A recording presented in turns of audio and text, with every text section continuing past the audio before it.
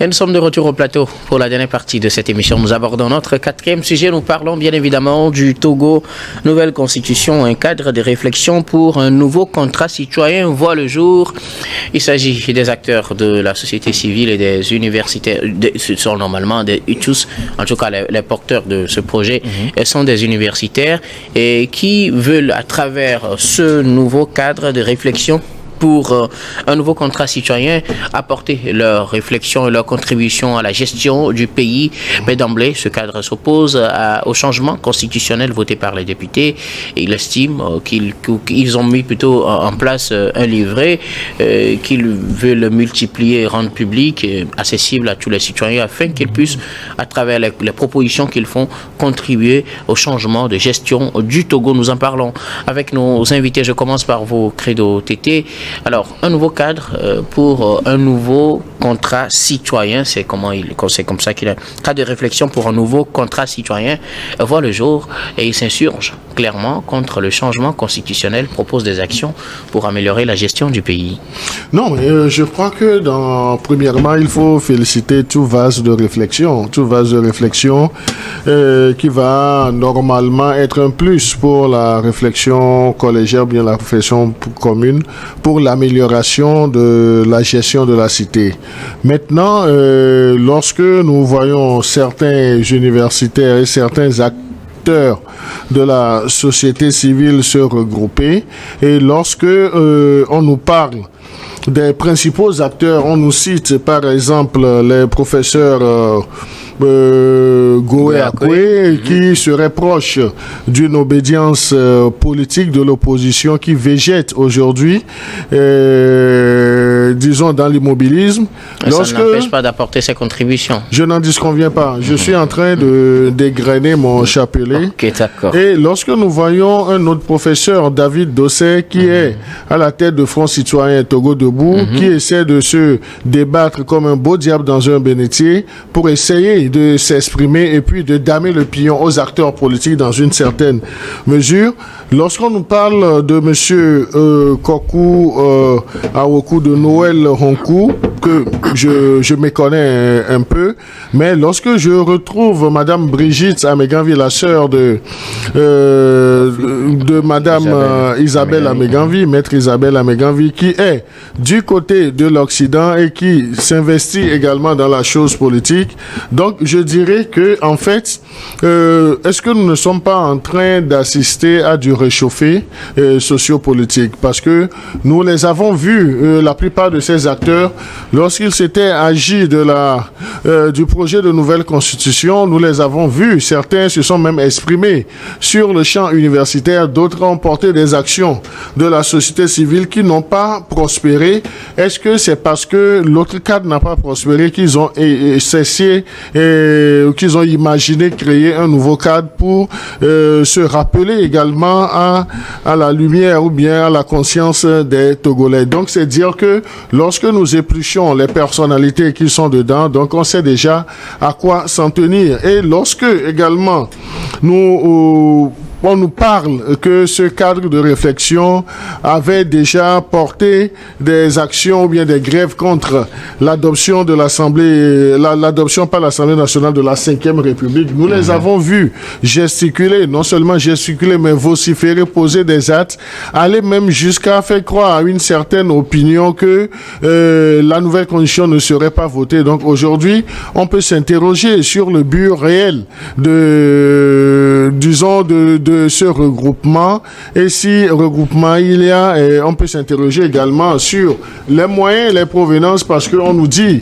dans une autre mesure qu'ils ont distribué, disons, un papier, un livret imprimé avec les grandes actions qu'ils vont faire. Donc c'est dire que non seulement c'est du réchauffé, mais ce sont des gens qui peut-être, je dis bien peut-être, je nuance, n'ont pas réussi clairement dans la chose politique, mais qui pensent que c'est une opportunité. Lorsqu'on parle de la nouvelle constitution, c'est une opportunité non seulement d'essayer de briller, mais de damer le pion aux professionnels de l'opposition qui aujourd'hui adoptent le statu quo, n'évoluent pas, vu la nouvelle, combinaison au niveau du Parlement de la République. Alors, Adam Adronou, un cadre de réflexion pour un nouveau contrat citoyen voit le jour. Cela rassemble des acteurs, des universités surtout, qui proposent des actions pour changer la gestion du pays, la gouvernance au Togo.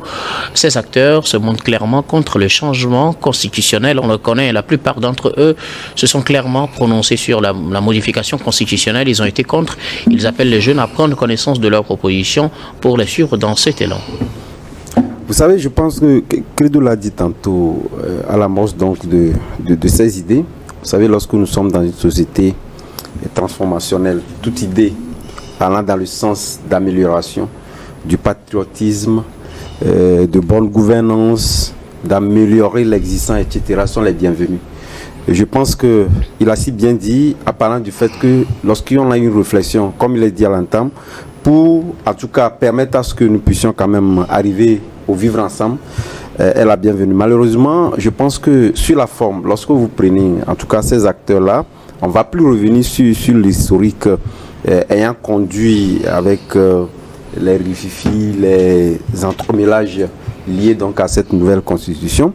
Mais au même moment, lorsque vous prenez non pas des universitaires puis dans leur globalité, c'est vrai que nous n'avons pas de baromètre pour mesurer en réalité la représentativité de ces acteurs-là liés donc à leur posture universitaire. Mais ceci étant dit, qu'il soit 2 ou 3, de toute évidence, lorsque le projet porté par ces acteurs-là est un projet qui édifie et qui améliore de toutes les façons, c'est la bienvenue.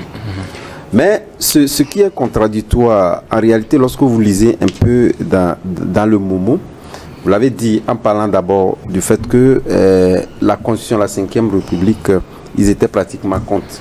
Or, lorsque nous faisons en tout cas un avantage un peu comparé, vous verrez que je pense que nous sommes dans une société qui obéit également à des règles et des dispositions. Et je pense que ces dispositions, venant donc des universitaires, je pense que lorsque nous parlons de cette constitution, on peut faire référence également à des dispositions légales qui ont conduit donc à ce vote-là. Et ça également, c'est un discours sur lequel nous n'allons plus venir puisque nous n'avons eu le temps de pouvoir donc en débattre pendant des heures ici. Mais on constate que les gens sont dans une logique donnée. Histoire donc de pouvoir dire que nous ne voulons pas. On ne tient pas compte, en tout cas, de la forme. Nous sommes journalistes. On ne peut que se tenir de ce qui est les dispositions légales. Est-ce que ces dispositions, ayant conduit au vote de cette nouvelle constitution, violaient des règles qui sont donc des b.a.-ba de la gouvernance du pays? Je pense que non, puisque des dispositions sont claires là-dessus, qu'on pouvait donc voter, en tout cas, cette nouvelle constitution liée donc à cette 5e République. Pour autant, c'est vrai que les gens ont émis donc des avis liés donc à l'introduction de cette nouvelle constitution qui pouvait être prise en compte ou pas. Mais fort heureusement que nous avons des dirigeants qui ont estimé qu'il était opportun de pouvoir prendre en compte dans cette disposition.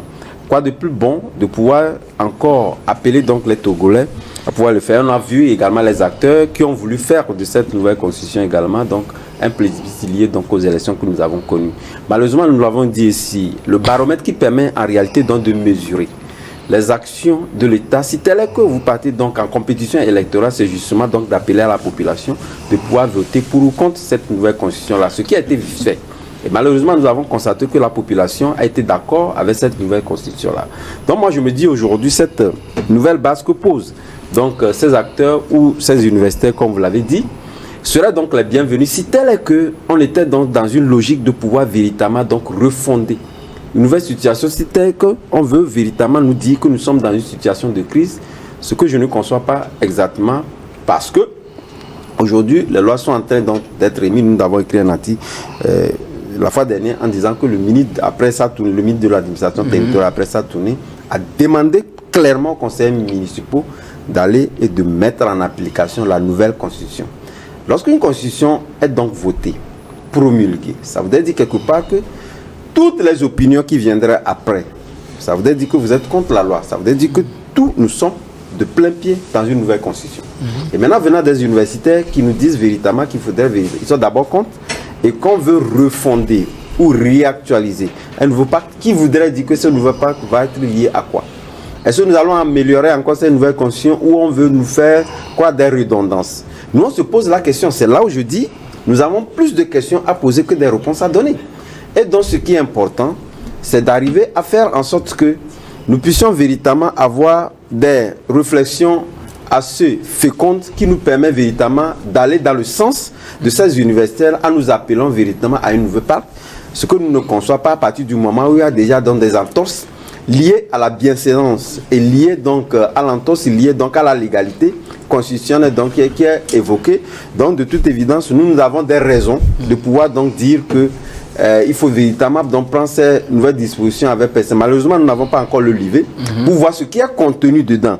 Mais pour autant, je pense que lorsque vous avez vu tous les acteurs qui sont députés, conseillers régionaux, tous les ministres l'ont dit, les élections sont derrière nous et toute action militant dans le sens du développement du pays sont les bienvenues. Et je pense que lorsqu'il y a des rudiments à pouvoir donc utiliser pour faire en sorte à consolider le tissu social, je ne crois pas que Togolais, qui soit ministre ou pas, peut donc rejeter, en tout cas du revers de la main, cette disposition-là. Mais nous restons sur la forme. Je pense que sur la forme, il y a quand même des questionnements. Alors, Samson, des universitaires togolais estiment qu'ils peuvent apporter leur contribution au changement de la gestion du pays, mais ils se prononcent clairement contre le changement de constitution, contre la nouvelle constitution en cours au Togo. Un livret a été partagé d'ailleurs à ceux qui ont pris part à leur activité. Ils comptent le multiplier et le rendre disponible aux Togolais afin qu'ils puissent aborder dans le même sens que pour mener des actions dans le sens du changement qu'ils veulent. Vos réactions? Oui, j'aurais aimé que nous puissions avoir connaissance du contenu du livret. Ça nous aurait permis de au moins un élément est clair. Ils sont contre la nouvelle constitution. Je pense qu'on peut en parler. De mieux analyser la proposition faite par ces universitaires. Une chose est sûre, c'est qu'ils sont dans une logique donnée. On les a vus déjà sortir contre la nouvelle constitution il y a de cela quelques semaines, quelques mois. Ils ont étayé leurs arguments. Dans cette nouvelle dynamique, ils disent aussi qu'ils veulent montrer au gouvernement, un moyen une voie de sortie. Je ne sais pas ce qu'ils disent par montrer au gouvernement une voie de sortie. Ils disent aussi qu'ils veulent permettre aux politiques de pouvoir de se relancer. Donc ce sont des mots que seule la lecture du livret nous aurait permis de mieux comprendre et de mieux associer. Maintenant, une chose est aussi sûre, il ne faut pas aussi le nier, c'est que le contrat social ou le contrat citoyen, ce n'est pas propre au Togo, dans la plupart des pays africains, est souvent remis en question. Quand vous lisez les rapports de la Banque mondiale, du FMI, ils mettent l'accent sur le fait qu'il faut que les gouvernements participent à renforcer ce contrat social-là. Ce n'est pas de la faute d'un gouvernement ou d'un président, non. C'est parce que nos États n'ont pas été construits à la base pour des États, des colonies, des endroits qu'on exploitait. Et quand on nous l'a donné après, on a essayé d'en faire des États tant bien que mal. Et jusqu'aujourd'hui, nous avons encore des soucis à ce niveau. Donc si cette démarche-là s'inscrit dans la dynamique de proposer un nouveau modèle de contrat social, je pense que même le gouvernement en place ne pourra pas balayer du revers de la main ces propositions. Maintenant, comme je l'ai dit une fois encore, il faudrait vraiment plonger dans le livret pour pouvoir prendre connaissance des éléments du livret pour mieux apprécier ce qu'il propose sur la table. Mais nous savons déjà, comme vous l'avez dit, qu'ils sont contre la nouvelle constitution. Ils n'ont pas prévu directement de mener des actions contre cette constitution-là, mais ils se disent qu'il faudrait remettre le Togo, ou les Togolais plutôt, au centre des réformes. Et comme je l'ai dit, j'attends impatiemment d'avoir connaissance de ce livret pour mieux apprécier les éléments. Alors, sur la base sur laquelle on part, c'est une contestation en quelque sorte de la nouvelle constitution. Est-ce un élément qui va avantager la position de ce nouveau de ce cadre de réflexion? Parce que si déjà on part sur la base de quelque chose qui, comme Adam l'a dit, qui a déjà voté et qui a été promulgué, est-il possible qu'on annule tout ce qui a été fait, ou bien on va avancer, revoter une nouvelle loi pour retourner peut-être à l'ancienne constitution? Comment peut-on gérer une telle situation? Si tant est que, supposons que ce qu'ils disent est vrai, comment peut-on gérer cela? Est-ce qu'il ne joue pas pour certains le médecin après la mort? Je pense qu'ils sont dans une logique donnée. Ils n'aimeraient pas trahir leur ligne logique. Maintenant, autant il est vrai que la nouvelle constitution a été votée, autant on ne peut pas leur nier le droit plutôt de continuer par montrer leur mécontentement par rapport à cette constitution. Maintenant, est-ce qu'il faudra annuler la constitution? Je ne pense pas. Est-ce qu'il faudra qu'ils songent à faire avec ça? C'est à eux d'apporter la réponse à cette question. Mais ils sont libres, en tant qu'acteurs politiques ou en tant qu'universitaires, de continuer par montrer qu'ils ne sont pas réellement d'accord avec cette constitution qui a été votée par l'Assemblée nationale. Je pense que c'est des universitaires qui auraient souhaité peut-être qu'il y ait un référendum. L'heure du référendum est malheureusement déjà passé. Maintenant, comme je l'ai dit une fois encore, je ne sais pas ce qu'ils proposent concrètement. Il faudrait vraiment qu'on prenne connaissance du livret pour mieux savoir ce qui s'y trouve. Et une fois encore, si ce n'est que pour proposer un nouveau cadre de réflexion pour un nouveau contrat social, tous les pays africains, ce n'est pas le cas du Togo simplement, nous avons besoin de revisiter le contrat social parce que la façon dont nos États ont vu le jour fait que le contrat social est très faible au fait. Quelque chose à ajouter, Credo? Oui, non, mais moi, au-delà de la composition même de ces acteurs, donc je voudrais que nous puissions également parler un peu des intentions de ces universitaires et acteurs de la société civile, parce qu'ils nous ont dit, lorsque nous avions eu à prendre connaissance de leur activité, donc on nous dit que ces messieurs et dames comptent faire renaître l'espérance aux Togolais déjà meurtris par plusieurs années de mal gouvernance. Donc c'est là où je parlais tantôt du réchauffé. Ça, ce sont des propos politiques que des professionnels de l'opposition nous ont servi pendant des décennies qui malheureusement n'ont pas prospéré. Donc je crois que Samsung a parlé de leur intention de proposer une nouvelle voie de sortie au gouvernement. Donc on ne sait pas comment, ce qu'ils mettent réellement dans ça. Est-ce que c'est pour surchauffer les masses? C'est pour organiser des actions de désobéissance civique? Donc là, on peut, nous les attendons. Donc ils n'ont qu'à décliner leurs activités et puis on va voir. Mais ils sont déjà mal partis parce que la plupart d'entre eux ont des dossards d'anciens partis politiques ou bien de politiciens qui n'ont pas prospéré dans leurs actions.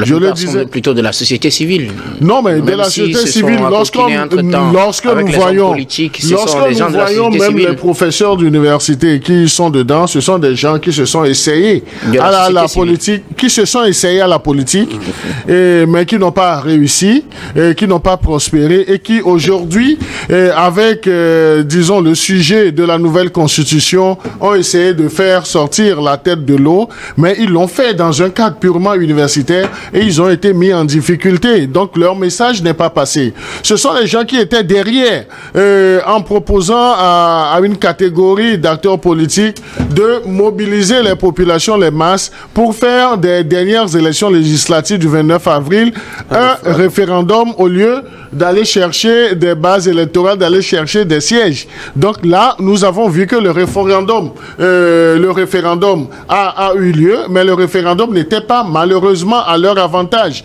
Donc nous dire également que on a créé, si nous prenons par exemple le professeur David Dossé, je ne parle pas de lui en tant qu'être humain, mais en tant qu'acteur de la société civile. Et en tant qu'acteur de la société civile, c'est quelqu'un qui fait dans le mélange des genres. Parce que tantôt il est Fonds citoyen Togo debout, tantôt tu le vois sur d'autres fonds. Et le il monsieur... est Fonds citoyen Togo debout. Oui, tu le vois sur d'autres fronts, je sais. Ce dont je parle, tu le vois sur d'autres chantiers, si ça peut te rassurer. Mais également, nous le voyons encore dans cette sauce. Donc cela ne l'empêche pas de s'allier avec d'autres acteurs de la société civile. Je n'en disconviens pas. Mais se retrouvant également dans cette sauce, donc c'est dire, est-ce que le monsieur ne serait pas en mal de sensation, ou bien est-ce qu'il n'y aurait pas des idées ou bien des programmes qui seraient cachés derrière ces actions? Donc je ne voudrais pas parler d'autres acteurs qu'on voit, mais toujours est-il que avec ce qu'ils sont en train de vouloir nous servir, non seulement c'est du réchauffé, et le peuple togolais n'a pas besoin aujourd'hui qu'on fasse dans le réchauffé, mais qu'on propose, qu'on soit une force de proposition. Déjà, ils sont braqués, ils disent, ils invectivent le gouvernement, ils invectivent le pouvoir en place, donc je me dis, quels canaux ils peuvent créer pour se faire entendre? Donc c'est là où je dis, est-ce que ce n'est pas, je parlais tantôt de concept party, mais ici, est-ce qu'on n'est pas dans un autre genre théâtral? Merci beaucoup, en tout cas, c'est votre réflexion. Adam, quelque chose à ajouter? Oui, vous savez, l'aspect qu'a abordé Credo est très important dans la mesure où, vous savez, Aujourd'hui, lorsque la société civile veut évoquer certaines situations où nous avons vu ailleurs cette société civile reflétée par le bon sens et des idées constructives, ici, ce n'est pas le cas. Parce que c'est très important, puisque aujourd'hui, nous voulons avoir une société civile comme telle et qui reflète réellement donc, les aspirations dignes d'une société civile, telle qu'on ne le voit pas, en tout cas régulièrement chez nous, lié donc à la poursuite de ces acteurs-là qu'on voit. Puisque clairement, il y a des acteurs cités, en tout cas dans cette logique, qui ont clairement dit qu'ils soutiendraient l'opposition lors de ces élections. Ils l'ont dit clairement lors de certaines sorties. Donc, vous voulez véritablement que cette opinion qui estime que nous avons une société civile considérée comme neutre, puisque n'en appartenant pas à aucune obédience politique, puisse véritablement donc renaître avec des propositions qui permettent donc, en tout cas, au pouvoir ou à l'exécutif de pouvoir mettre en place un certain nombre de propositions données. Ce n'est pas évident. Donc, lorsque vous prenez tous ces acteurs-là, vous conviendrez avec moi qui sont liés plus ou moins à une obédience donc politique. Donc, du coup, leur action allant dans le civil devait donc être prise avec beaucoup de pincettes. Merci beaucoup. À vous, Samson, merci beaucoup. Donc, nous arrivons pratiquement à la fin de cette émission, mais de nous séparer. Comme d'habitude, nous allons faire notre dernier tour de table. Ce sera pour mot de fin sur un sujet de votre choix. Je commence par vous, Adam Adjranou. Non, mon mot de fin, c'est justement de féliciter cette action de la Cour de justice de la CEDEAO qui veut véritablement donc se rendre davantage accessible aux justiciables en mettant en place un outil électronique qui permettra donc aussi bien aux avocats, puisque actuellement la formation a débuté hier et ce processus va se terminer demain, permettre véritablement donc aux acteurs de pouvoir saisir davantage cette cour-là qui essaie également de redorer le blason en ce qui concerne un certain nombre de dispositions. Donc c'est Lomé qui est considéré ou choisi comme le centre de tous les pays francophones pour inaugurer l'avènement de cet outil-là. D'autres pays également, notamment lusophones et anglophones, vont suivre. Mais je pense que c'est un honneur fait à notre pays d'abriter en tout cas cette séance qui a débuté hier. Donc ça voudrait dire que le Togo continue pas à gagner au sens des grandes réformes liées donc à l'administration, qu'elles soient donc endogènes ou communautaires. Merci beaucoup. À vous, Adam Adjranou. Vous êtes journaliste, directeur de publication du journal Vision d'Afrique. Merci d'être passé sur ce plateau. C'est moi. Maololo Samson, vos mots de fin. Oui, moi je vais encore avoir une pensée pour les Haïtiens. Il y a de cela plusieurs mois, vous en avez parlé sur ce plateau, mais en temps, rien ne s'est amélioré. La force kenyane a pour ambition de briser les gangs qui prennent aujourd'hui, qui contrôlent aujourd'hui la ville. Ce qui, selon moi, est une grave erreur parce que ces gangs sont devenus aujourd'hui des forces politiques. Et avec une assise populaire non négligeable, et il faudrait plutôt les amener à la table de négociation pour pouvoir trouver une voie de sortie de crise. Il est important parce que Haïti est la première république noire. Et l'échec d'Haïti est l'échec de la race noire, je le dis souvent. Je pense aussi que c'est un pays qui sert de laboratoire et que si rien n'est fait pour sauver Haïti, surtout de la part des Africains, nous aurons beaucoup d'autres Haïti en Afrique dans les prochaines années à venir. Merci beaucoup. À vous, Maololo Samson Arlidja, vous êtes journaliste et analyste politique. Merci d'être passé sur ce plateau. Merci à vous, Guillaume. Credo Tété, vos mots de fin.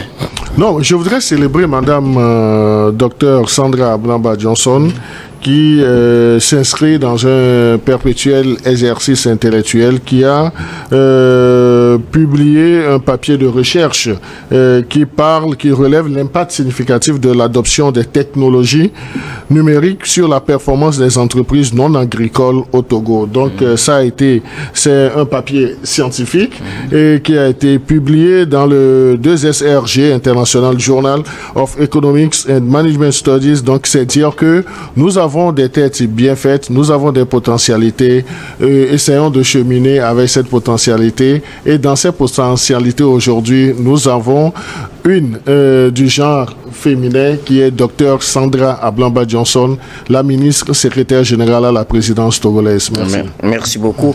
À vous, Credo Tété, vous êtes journaliste et analyste politique. Merci d'être passé sur ce plateau. Merci. Nous disons également merci à toutes les équipes techniques et rédactionnelles qui nous ont aidés à préparer et à présenter cette émission. Merci beaucoup à Clesson Pignang et Richard Kourfanga à la réalisation. Merci à Seigneur Wampa, Xavier Koudano à la diffusion, à Rebecca Vessou et Fofogolo à la caméra. Surtout, merci à vous, très chers téléspectateurs, de nous avoir suivis. C'est la fin de ce numéro de Regard Croisé. Je vous retrouve demain avec le même plaisir pour un autre numéro.